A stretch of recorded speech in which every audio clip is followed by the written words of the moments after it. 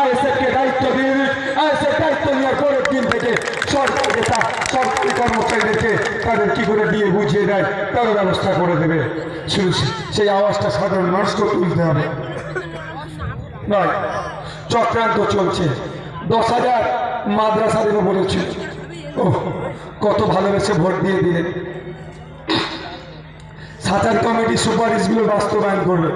Sachar committee দেখে কি বলল মমতা ব্যানার্জি তার দলের লোকেরা, যে মুসলমানদের অবস্থা খুব বিপদে আছে, মুসলমান খাতরায় আছে, খাতরা থেকে মুসলমানদেরকে উদ্ধার করতে হবে, মুসলমানরা বিপদে আছে, মুসলমানদের চাকরি নাই, মুসলমানরা শিক্ষায় পিছিয়ে, মুসলমানরা স্বাস্থ্যে পিছিয়ে, মুসলমানদের ওয়াকফ প্রপার্টি বেহাত হয়ে যাচ্ছে।